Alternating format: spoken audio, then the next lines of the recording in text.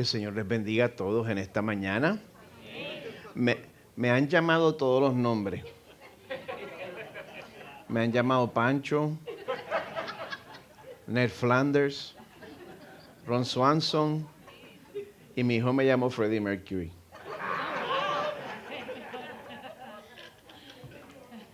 Me alegro que les guste.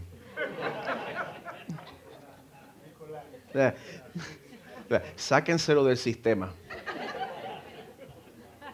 Pastor, pero aquí no venezolano que Nicolás. No. Es más joven. Mira. Mira, él te propuso que Yeah. fuera piloto también el domingo que viene. Es más joven. Ok. ¿Ya? Ok. Quiero hacer algo. Esto lo digo completamente en serio.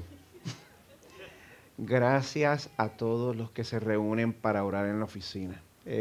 Si el Señor nos ha ayudado, si el Señor nos está dando perseverancia, si el Señor está prosperando este ministerio de alguna manera, mire, más que la preparación y más que todo el estudio, es la gente que se está reuniendo para orar. Gracias a los que están participando fielmente y considere hacerse parte de eso.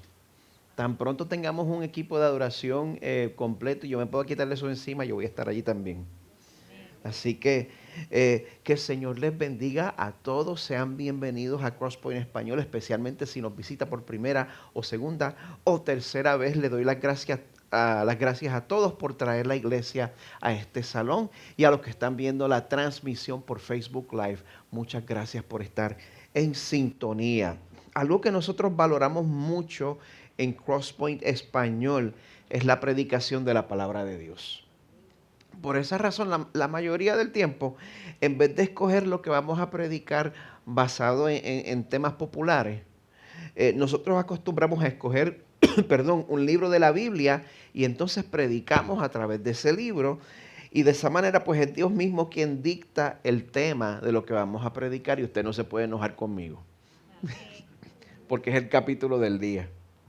Este pasado mes de febrero, pues, por razones que yo no entiendo todavía, comenzamos a cubrir el libro de Apocalipsis. Y si hay algo que debemos recordar cuando leemos un libro de la Biblia, es que la Biblia no es un libro. La Biblia es 66 libros escritos en 3 lenguajes, hebreo, arameo y griego, a lo largo de 1500 años. Pues cuando usted piensa en eso y toma en cuenta la diversidad lingüística y cultural que uno puede encontrar en esos libros, pues está de más que cada libro debe ser considerado y de acuerdo a su propio contexto, de acuerdo a su propio género. Nosotros no podemos interpretar un libro histórico de la misma manera que interpretaríamos un libro poético o un libro profético o un libro apocalíptico. Digo todo esto porque necesitamos tener en mente que el efecto que Dios quiere tener sobre nosotros a través del libro de Apocalipsis, pues es diferente del efecto que tendría, por ejemplo, el libro de Romanos. El Señor quiere afectarnos de una manera diferente. Y bueno, si me lo permiten, voy a ilustrar ese ejemplo con música. Cuando nosotros nos reunimos para adorar al Señor, el propósito de la música congregacional es que la podamos aprender lo más rápido posible y la podamos cantar juntos. Por eso, pues la mayoría de nosotros, aunque no tengamos mucho entrenamiento musical, usted está cantando y usted se da cuenta cuando estamos en el coro. Tu sangre, mi maldad lavó, gracias Cristo, fue satisfecha la ira de Dios. Gracias Cristo. El coro de una canción congregacional tiene elementos predecibles que la hacen fácil de recordar. Fácil de memorizar, fácil de cantar, no tiene un registro demasiado ancho, tiene melodías simples, tiene frases simples, tiene frases repetidas, Se deja el tema central para el coro. Todas esas cosas son parte de la música congregacional y nos ayuda a aprendernosla rápido y poder cantar juntos. El propósito de la música congregacional es facilitar la participación del mayor número de personas posible. Ahora bien, quiero compartirles un segmento breve de una pieza diferente. Es una pieza coral en finlandés que se llama Vigilia. Ustedes van a oír una frase repetida en finlandés, Herra Armagda, que quiere decir sencillamente Señor, ten piedad.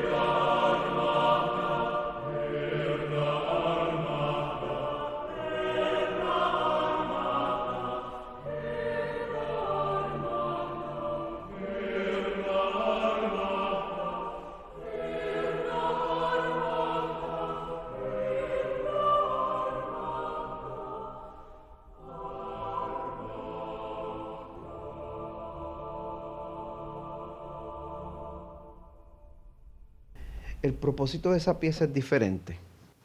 Ahora mismo estoy seguro que nosotros no la podríamos cantar de memoria, a menos que usted sea un genio, no me asuste. Quizás no la podemos cantar, pero por lo menos al final de ese segmento yo quedé completamente erizado, porque a mí me gusta esa música. Y ya sea de manera positiva o negativa, esa pieza nos deja con una impresión, con un sentimiento. Y si usted se pone a oír una pieza coral moderna como esta, casi atonal, pero lo hace con las mismas expectativas de una canción congregacional, pues usted se va a frustrar. Esta pieza no es para ser aprendida ni cantada por el público. Esta pieza es para ser cantada profesionalmente y para que nosotros la recibamos, y la procesemos y para que al final toda esa tensión musical afecte nuestras emociones. Pues después de estudiar el libro de Apocalipsis con más profundidad, yo estoy convencido de que el propósito de todas esas imágenes y símbolos es que nosotros contemplemos, imaginemos y como resultado que eso afecte nuestros corazones. Yo creo que el Señor quiere que nos envolvamos de una manera más emocional que intelectual con Apocalipsis. Esto no se dice mucho en las iglesias reformadas. De hecho, la intención original del libro de Apocalipsis no era que las iglesias se pusieran a excavar todos los detalles y todos los símbolos, porque la carta fue enviada a las 7 iglesias destinatarias en Turquía y cuando era recibido sencillamente se leía a la congregación. Todos se sentaban y alguien leía. Es por eso que dice el capítulo 1, bienaventurado el que lee y el que oye. Para eso es que era. Y mientras las congregaciones oían la lectura de este libro, yo les garantizo que ellos entendían con toda facilidad todas las imágenes, todos los símbolos, todas esas cosas que nos rompen la computadora a nosotros, porque el libro estaba dirigido a ellos. ¿Me siguen? Amén. ¿Están conmigo? Por esa razón es contraproducente perder el tiempo examinando cada detallito misterioso. Y perdemos más el tiempo si nos ponemos a especular si esto se refiere a la guerra entre Israel e Irán. El propósito original y verdadero de este libro es animar al cristiano que sufre. ¿De qué se trata Apocalipsis? De animar al cristiano que sufre. Apocalipsis se trata de animar al cristiano que sufre. Por lo tanto, yo les propongo que este libro, una vez más, debe afectar nuestros corazones tanto o más que nuestras mentes. Pero bueno, si nosotros tratamos de desmenuzar cada detalle, eso va a ser como escuchar la pieza que acabamos de oír y esperar aprendérsela de memoria. Que Dios nos dé la postura necesaria para que nos beneficiemos de este libro. Es mi oración. Bueno, con eso en mente, vamos a ver qué Dios quiere hacer en nosotros a través del pasaje de hoy. Hoy vamos a ver a Jesús abriendo los sellos del libro de los juicios de Dios sobre la tierra. Si usted vino aquí y estaba esperando un mensaje alegre y positivo, vuelva el domingo que viene, pero no se vaya. La sección de los 7 sellos pues comienza con el capítulo 6, como pueden ver, todo el capítulo 6. En el capítulo 7 hay un interludio, hay un intermedio que es dedicado a otro tema. Ya vamos a hablar de eso el domingo que viene. Pero entonces, el capítulo 6 abarca 6 sellos y el séptimo sello se da en el capítulo 8 de los versos 1 al 5. Eso es lo que vamos a estar cubriendo hoy. ¿Están conmigo? Bueno, como nos toca cubrir un pasaje largo, perdonen.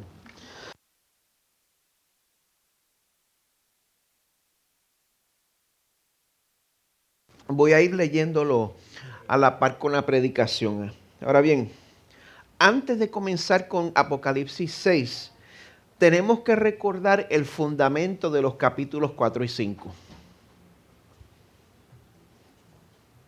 Hemos estado leyendo sobre el trono de Dios, el trono de autoridad que es ocupado por Dios, y hemos estado leyendo sobre el Cordero que es digno de abrir el libro y desatar los sellos porque Él fue inmolado, Él fue sacrificado por nosotros. Y eso lo hace a Él digno de desatar los juicios de Dios sobre la tierra. El que se sacrificó, el que dio su vida, el que sufrió por sus enemigos, también es el que desata los juicios de Dios sobre la tierra.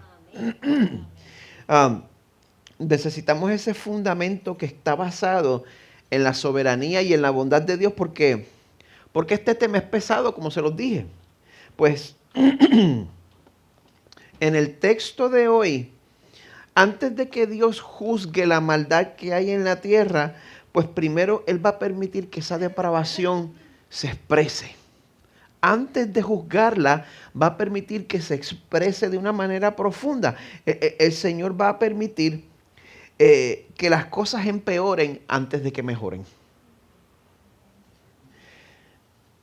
Pero ni por un momento dude usted de que Él va a hacer justicia sobre los que insisten en rechazar a Jesús.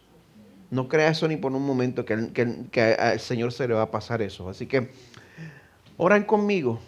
Podemos pedirle al Señor que me ayude a través de esta exposición de su palabra. Padre que estás en los cielos,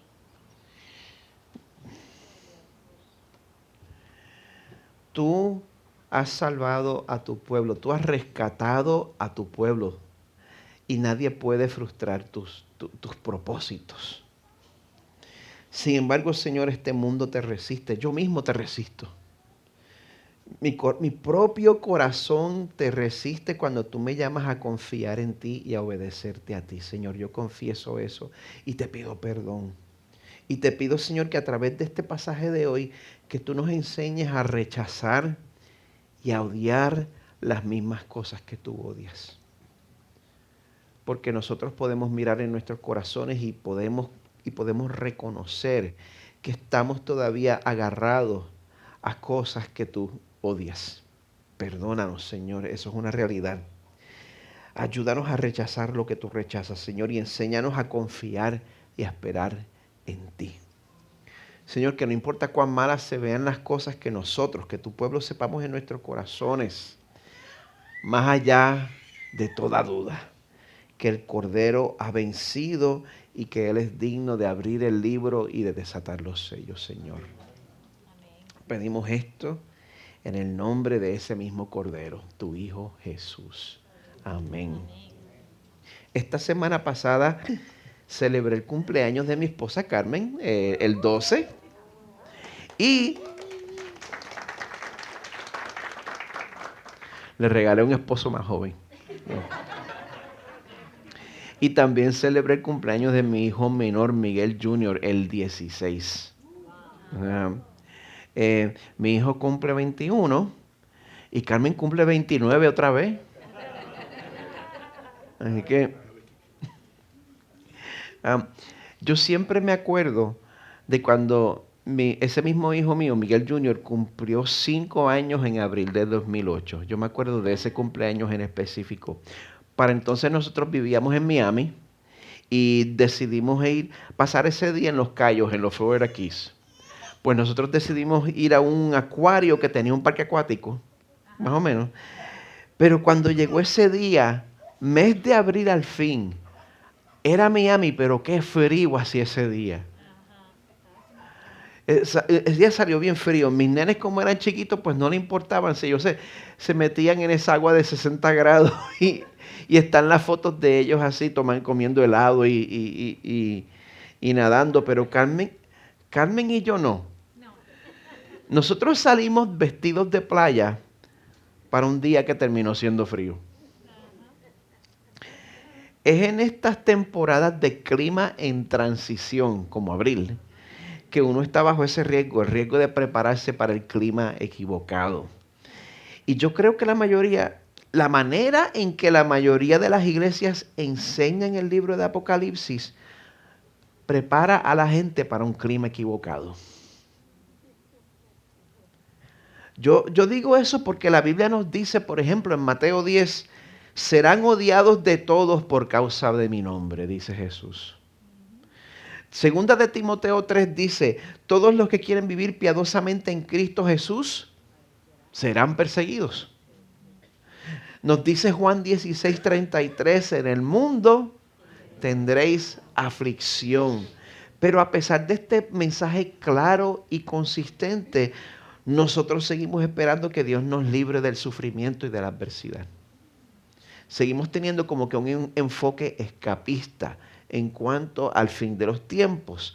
Amada iglesia, en pasajes como el de hoy, lo que nosotros necesitamos es pedirle a Dios que nos mantenga fieles. Que nos mantenga fieles a través de cualquier sufrimiento que nos toque pasar. Porque, gente, a medida que el fin se acerque, las cosas no van a mejorar. Las cosas van a empeorar. Se van a poner más difíciles. El mundo nos va a odiar como odió a nuestro Salvador Jesús, quien era perfecto. Y si tú estás esperando que Dios te rapte antes de llegar al sufrimiento, mira, te estás preparando para el clima incorrecto. Justo antes de que este mundo sea juzgado, el mal se va a intensificar. Pero no se dejen engañar, porque nosotros podemos contar con que la cuenta le va a llegar a este mundo. Cuando usted ve el Super Bowl por la televisión o cualquier partido de fútbol americano y sucede una jugada importante, la acción se detiene. Y entonces se revisa la jugada, se recapitula la jugada con diferentes cámaras que están viendo la misma jugada desde diferentes perspectivas. Viene primero la cámara que está a mitad de campo, la cámara que está desde el gol, la cámara que está flotando en el drone, y vemos todos los ángulos de la misma jugada para que no se les pase ningún detalle. Pues muchos estudiosos proponen que el libro de Apocalipsis hace esto, recapitula y nos enseña el mismo evento desde diferentes perspectivas. Y lo interesante es que esas recapitulaciones siempre tienen que ver con el número 7. Ya hablamos de 7 iglesias, ahora estamos hablando de 7 sellos. En 2 semanas vamos a comenzar con 7 trompetas. Y mamá se sabe el resto, yo no.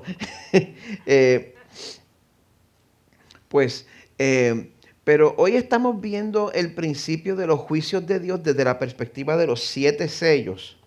Y vamos a ver que El pecado va a traer sufrimiento.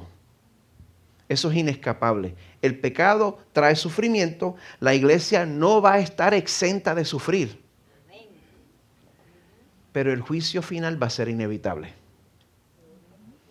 Así que vamos a leer juntos comenzando en Apocalipsis 6:1. El recuento comienza con la imagen de 4 jinetes que vienen a destruir. Pues cuando vemos estos 4 jinetes, yo he llegado a la conclusión de que esto no es una explicación del futuro. Esto es lo que está sucediendo hoy en día. Jesús y su reino llegan al mundo y comienzan a hacer presión. Y cuando Jesús y su reino hacen presión en medio de un mundo pecador, el mundo pecador tira para atrás. Va a perder, pero tira para atrás. Me perdonan el puertorriqueñismo. Y pues aquí vemos la resistencia, la oposición. Y eso pues resulta en miseria y en terror a lo largo del mundo. Y los 4 jinetes nos explican por qué las cosas están como están ahora. ¿Por qué han estado así desde que esta carta fue escrita? El verso 1 dice, entonces vi cuando el Cordero abrió uno de los 7 sellos y oí a uno de los 4 seres vivientes que decía como con voz de trueno, ven. Vamos a pausar con ese ven. Antes de cada jinete, los 4 jinetes, un ser viviente diferente va a decir ven. Un ser viviente, los seres vivientes alrededor del trono. ¿Se acuerdan de eso en el capítulo 4? Los 4 seres vivientes que simbolizan la creación, dice ven y se manifiesta un jinete. Pues cada vez que un ser viviente dice ven, yo creo que eso no está dirigido a los jinetes. Yo creo que cada ven está dirigido a Jesús. Y que los seres vivientes están anhelando que Jesús venga y haga justicia sobre la tierra. Los seres vivientes simbolizan ¿qué? La creación. Romanos 8. Toda la creación espera con anhelo el día futuro en que Dios revelará quiénes son verdaderamente sus hijos. Estoy leyendo de la Nueva Traducción Viviente. Me gusta cómo lo puso. Contra su propia voluntad, toda la creación quedó sujeta a la maldición de Dios. Gracias a usted y a mí. Sin embargo, con gran esperanza, la creación espera el día en que será liberada de la muerte y la descomposición y se unirá a la gloria de los hijos de Dios. Pues sabemos que hasta el día de hoy, toda la creación gime de angustia, como si tuviera dolores de parto. Y los creyentes también gemimos, aunque tenemos al Espíritu Santo en nosotros como una muestra anticipada de la gloria futura. Porque anhelamos que nuestro cuerpo sea liberado del pecado y el sufrimiento. Nosotros también deseamos con una esperanza ferviente que llegue el día en que Dios nos dé todos nuestros derechos como sus hijos adoptivos, incluido el nuevo cuerpo que nos prometió. Eso es lo que está pasando cada vez que un ser viviente dice, ven.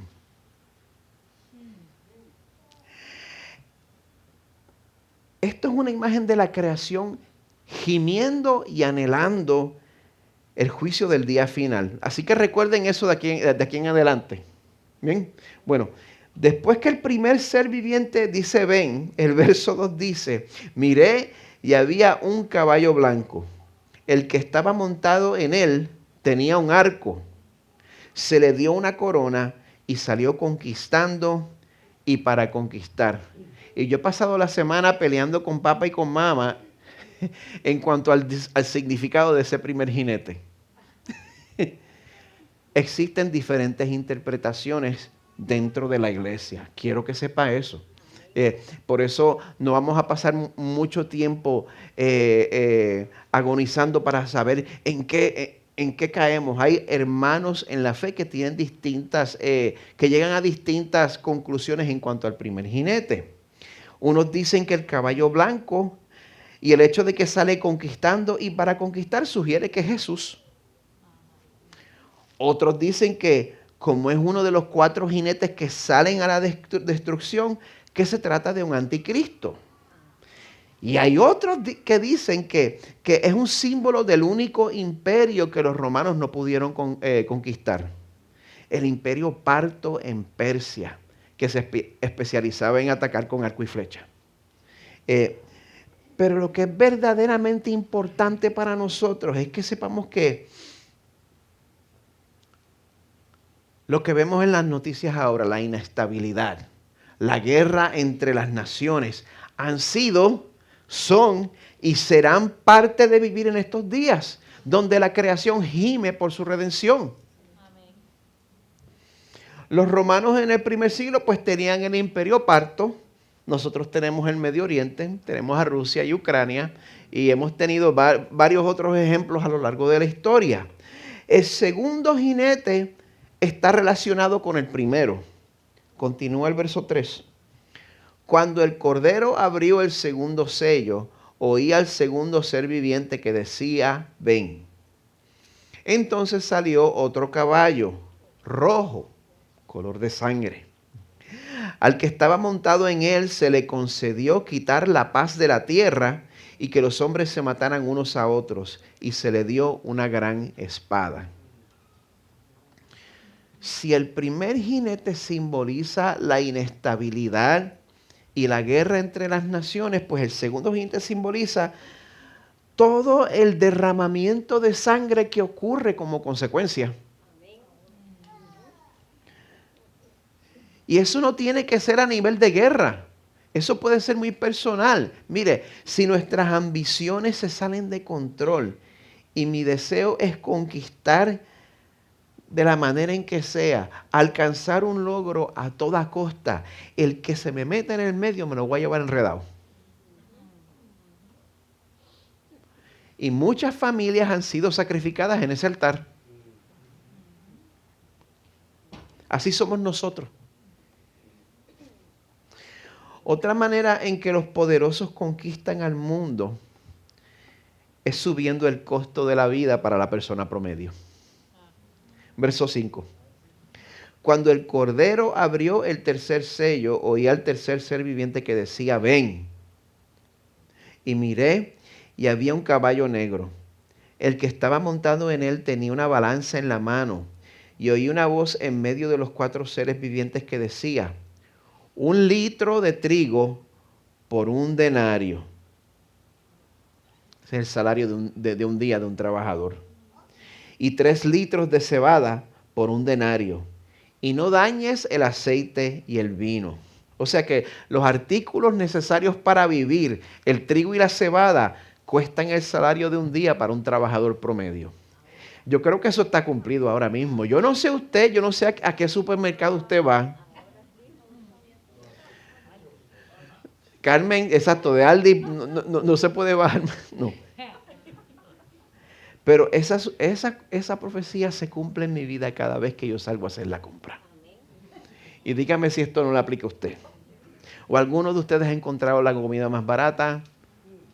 Ok. Sin embargo, el aceite y el vino, lo que se consideraba entonces como artículos de lujo, eso no sube de precio en la profecía. Lo cual nos deja ver que esto no afecta la vida de los poderosos, no afecta la vida de la élite. Bueno, de hecho, la élite misma es responsable por esa inequidad económica. Verso 7. Cuando el Cordero abrió el 4º sello, oí la voz del 4º ser viviente que decía, ven. Y miré, y había un caballo amarillento, dependiendo de la traducción. Algunas dicen verde pálido, otros dicen pálido, otros es un color enfermizo. El que estaba montado en él se llamaba Muerte, y el Hades lo seguía. Y se les dio autoridad sobre la 4ª parte de la tierra para matar con espada, con hambre, con pestilencia y con las fieras de la tierra. ¡Wow! Esta es una estampa macabra. Piensen eso. Un caballo pálido, como un caballo zombie, ¿verdad? En él va montada la muerte hiriendo con espada, y detrás de ella viene la tumba recolectando los cadáveres. Bueno, las epidemias, las pandemias, los peligros naturales, pues esos han cumplido su parte. Pero a la hora de sumar a este número, la raza humana se ha lucido. Solamente contando el siglo XX. Solamente contando el siglo XX les voy a dar un breve resumen de los genocidios que han ocurrido. De 1915 al 18 hubo el genocidio de armenios en Turquía. 1,5 millones. De 1932 al 33, en un año, Joseph Stalin mató a su propio pueblo a través de una hambruna, 7 millones en un año. Por supuesto está el genocidio nazi en la Segunda Guerra Mundial del 38 al 45, 6 millones. Yo no sé cuántos de ustedes saben sobre el genocidio de Pol Pot en Camboya en los años 70. 2 millones en los años 70.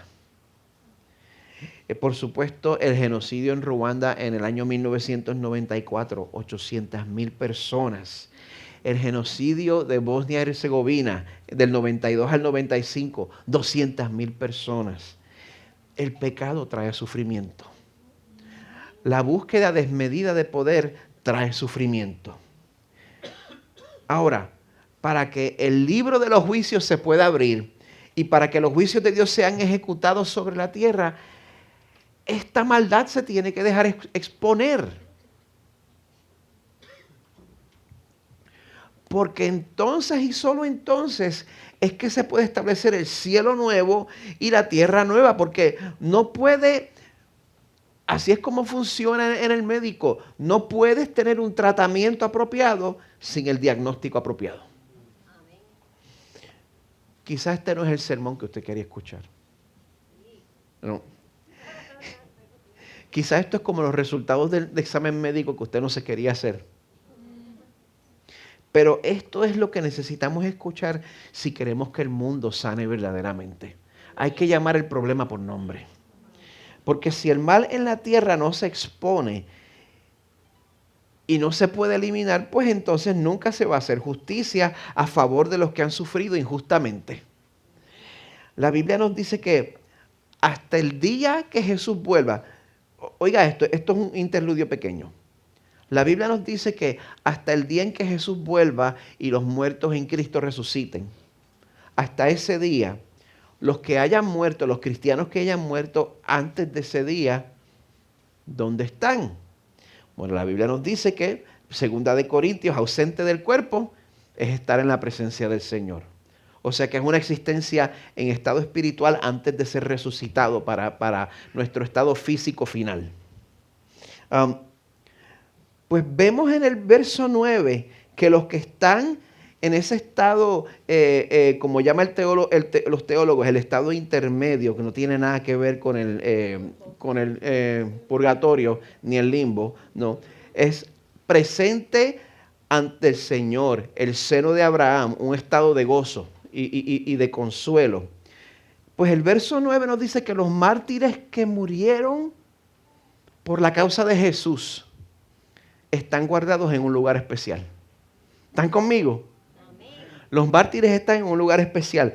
Cuando el Cordero abrió el 5º sello, vi debajo del altar las almas de los que habían sido muertos a causa de la palabra de Dios y del testimonio que habían mantenido. No sé cuántos de ustedes conocen la imagen del altar de sacrificio. Por supuesto que al sacrificar un animal en el altar, la sangre fluye hacia abajo. Pues en esta visión, debajo del altar están las almas. El Señor tiene a sus mártires guardados en un sitio especial. Clamaban a gran voz, verso 10. ¿Hasta cuándo, oh Señor santo y verdadero, esperarás para juzgar y vengar nuestra sangre de los que moran en la tierra? Y se les dio a cada uno de ellos una vestidura blanca. Y se les dijo que descansaran un poco más de tiempo hasta que se completara también el número de sus consiervos y de sus hermanos que habrían de ser muertos como ellos lo habían sido. Descansen, esperen, vamos a esperar por más salvación y por más mártires. Y cuando dice que la sangre de los mártires claman por venganza sobre los que moran en la tierra, eso se refiere a la gente que vive bajo el sistema de este mundo. A la gente que experimenta los beneficios y la prosperidad que viene cuando en vez de amar el reino de Dios, tú te identificas como ciudadano de Roma. ¿Me siguen? Esos son los que moran en la tierra. Los que en vez de amar el reino de Dios son de Roma. Se acerca el día en que Dios va a vengar la sangre de los que tuvieron que pagar con sus vidas por amor a Jesús. Y no que te censuren la página de Facebook, no cuenta como martirio.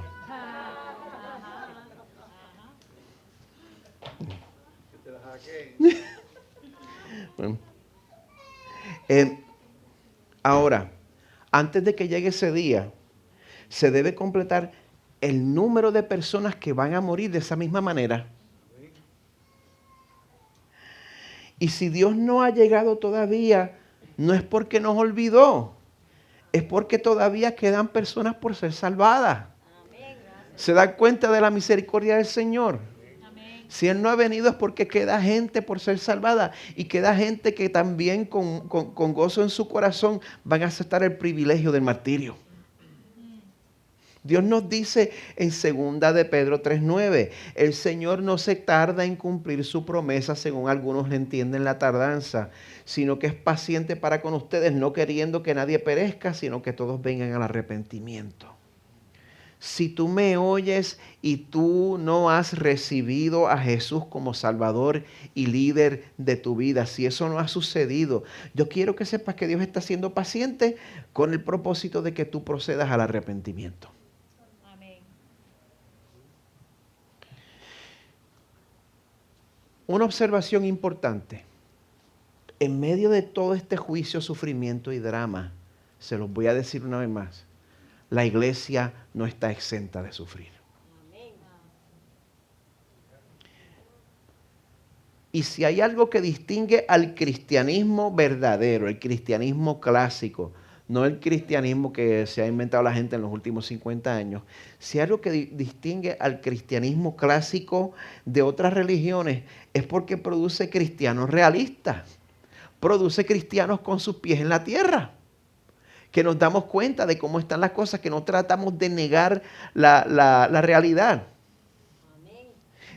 Cristianos que no niegan la realidad ni del pecado ni del sufrimiento. Por ejemplo, quizás el budismo te enseña que tienes que deshacerte de tus emociones y desconectarte de tu sufrimiento para ser más espiritual. La Biblia reconoce la necesidad de que se haga justicia. Quien en vida fuera el pastor y autor presbiteriano Eugene Peterson, escribe lo siguiente: mi propia convicción es que los cristianos, en su mayor parte, son las únicas personas en nuestra sociedad con las que se puede contar para ser realistas en cuanto a la profundidad de la depravación en sí mismas o en el mundo en general. Ninguna otra comunidad de personas ha insistido tan consistentemente a través de los siglos con llamar al mal por su nombre correcto. Ninguna otra comunidad ha expuesto tan firmemente sus propias racionalizaciones ni confesado tan valientemente su propia complicidad. La iglesia no va a estar exenta de sufrimiento. Pero si nos ocultamos detrás de Jesús, detrás de la roca eterna, Él nos va a guardar del juicio que va a caer sobre la tierra. Dice el verso 12. Vi cuando el Cordero abrió el 6º sello y hubo un gran terremoto y el sol se puso negro como cilicio hecho de cerda y toda la luna se volvió como sangre. y las estrellas del cielo cayeron a la tierra como la higuera deja caer sus higos verdes al ser sacudida por un fuerte viento. El cielo desapareció como un pergamino que se enrolla y todo monte e isla fueron removidos de su lugar. Como todas las semanas, aquí a cada palabra podemos escarbar y podemos desmenuzar hasta que se nos acabe el tiempo. Pero es importante que recordemos que el libro de Apocalipsis, una vez más, hace uso extensivo de símbolos y de imágenes. Y mire, yo sé que Dios es poderoso para hacer esto que se describe aquí literalmente. Él lo puede hacer. El mismo que de la nada, a través de su palabra, creó algo. El mismo que puede hacer eso es poderoso para hacer esto si así lo quiere. Yo creo que esto significa, esta descripción del fin, yo creo que eso significa que cuando Dios juzgue a sus enemigos de una vez por todas, ellos se van a dar cuenta de que es ya aquí, hasta aquí llegó, esto se acabó, esto es un juicio final. No va a haber manera de negar que es el juicio. Usted no se da cuenta de todas las veces que dicen que, ok, parece que es el fin, esta guerra salió, este eclipse salió, los planetas se alinearon, es el fin. Gente, mientras nosotros tengamos que volver al trabajo el lunes y mientras tengamos que pagar la renta el 1 del mes, el fin no ha llegado. Amén. Pero el juicio verdadero va a ser un juicio final. No va a haber renta ni va a haber lunes.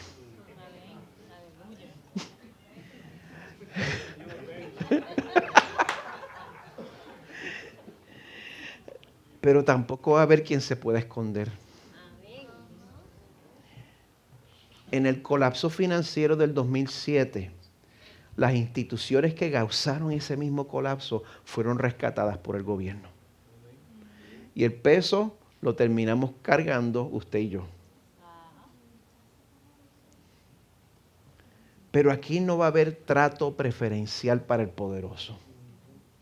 Aquí no va a haber trato preferencial para los que en vez de confiar en Jesús, confiaron en sus riquezas y en su propio poder. El verso 15 nos dice que los reyes de la tierra, los grandes, los comandantes, los ricos, los poderosos, todo siervo y todo libre, se escondieron en las cuevas y entre las peñas de los montes y decían a los montes y a las peñas, caigan sobre nosotros y escóndanos de la presencia de aquel que está sentado en el trono y de la ira del Cordero.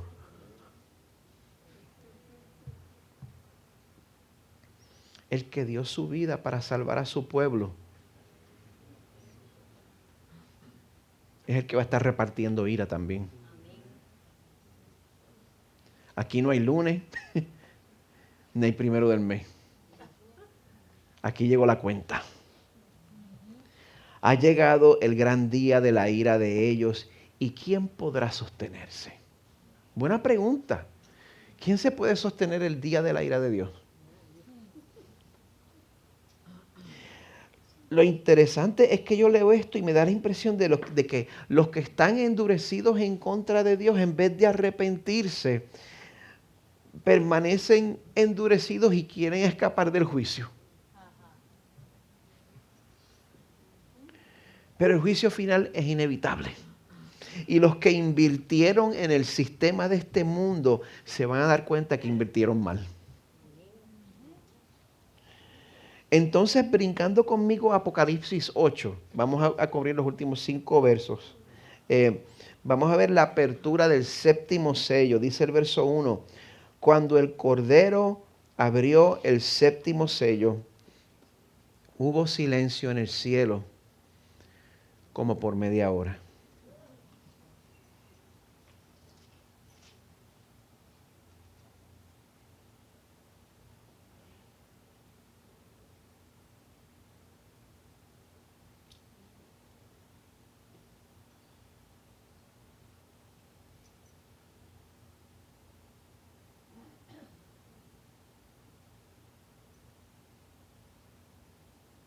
¿Ya se incomodaron?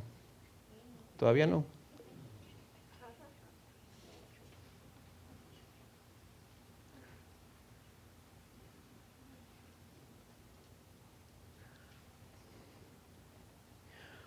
¿Usted se imagina el cielo donde hay adoración constante a Dios y que eso se paralice por media hora para un silencio espantoso?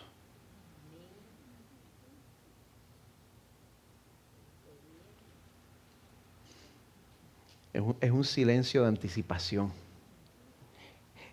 Este séptimo sello también nos lleva a la transición a la próxima recapitulación. Vamos a pasar de los 7 sellos a las 7 trompetas. Las 7 trompetas son el séptimo sello. Dicen los versos 2 al 5, vi a los 7 ángeles que están de pie delante de Dios y se les dieron 7 trompetas. Otro ángel vino y se paró ante el altar con un incensario de oro y se le dio mucho incienso para que lo añadiera a las oraciones de todos los santos sobre el altar de oro que estaba delante del trono. Por eso los llamamos a que se reúnan para orar antes del servicio, porque estamos añadiendo para el incensario de oro. ¿Usted se da cuenta de la consecuencia eterna de sus oraciones? Yo quiero que Dios me enseñe el impacto que tiene la oración, porque yo soy flojo en la oración.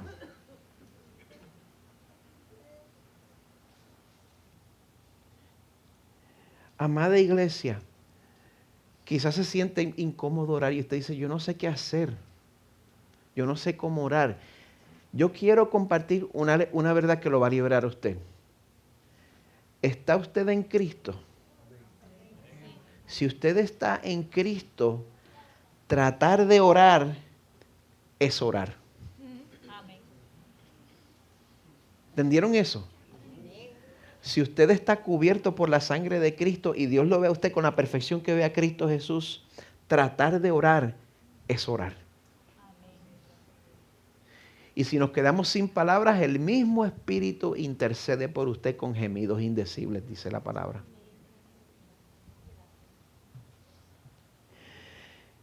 Dice el verso 4, de la mano del ángel subió ante Dios el humo del incienso con las oraciones de los santos.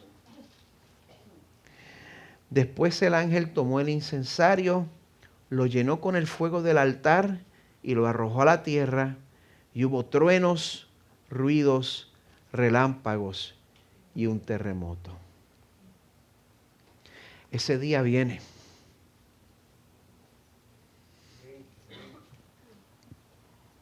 ¿Cómo vamos a poder perseverar a través de esos tiempos difíciles? Hay un cantante que me gusta mucho que se llama Billy Joel. Y él tiene una canción de los 70 donde dice, prefiero reír con los pecadores que llorar con los santos. Los pecadores son más divertidos.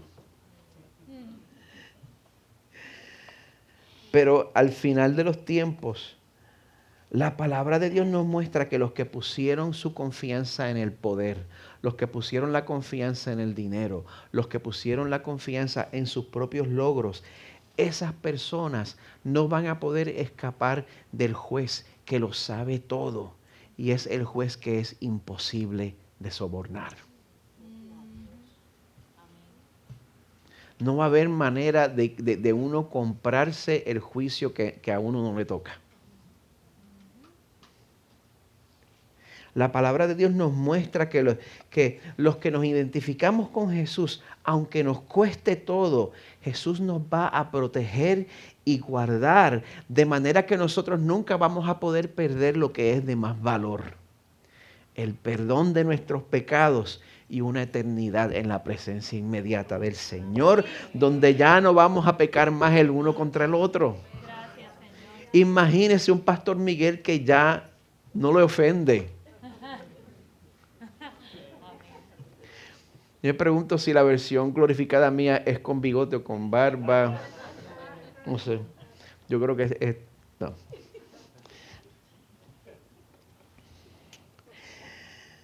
Mientras el equipo de adoración pasa al frente y toma sus lugares, yo quiero que tengamos en mente que a pesar de lo que nosotros tengamos que pasar en este mundo lleno de pecado y de las consecuencias del pecado, a pesar de lo mucho que a nosotros nos toque sufrir, nosotros podemos poner nuestra confianza en el Cordero. a través del sufrimiento podemos confiar en Dios, porque Dios es un Dios que sufre por su creación. Es un Dios que se duele con nosotros y es un Dios que nos salvó a través del sufrimiento. Isaías 55 nos dice que Él fue despreciado y desechado de los hombres, varón de dolores y experimentado en aflicción, y como uno de quien los hombres esconden el rostro, fue despreciado y no lo estimamos. Ciertamente Él llevó nuestras enfermedades y cargó con nuestros dolores. Con todo nosotros lo tuvimos por azotado, por herido de Dios y afligido. A Jesús se le trató como si Él estuviera sufriendo por su propia culpa. Cuando estaba llevando la culpa mía. Pero Él fue herido por nuestras transgresiones, molido por nuestras iniquidades. El castigo por nuestra paz cayó sobre Él, y por sus heridas hemos sido sanados. Todos nosotros nos descarriamos como ovejas. Nos apartamos cada cual por su camino, pero el Señor hizo que cayera sobre Él la iniquidad de todos nosotros. Si estás en Cristo, todo tu mal, todo tu pecado, toda tu iniquidad fue puesta sobre Jesús. Así que a través de nuestros sufrimientos vamos a poner nuestra confianza en el juez perfecto que envió a su Hijo a sufrir en nuestro lugar.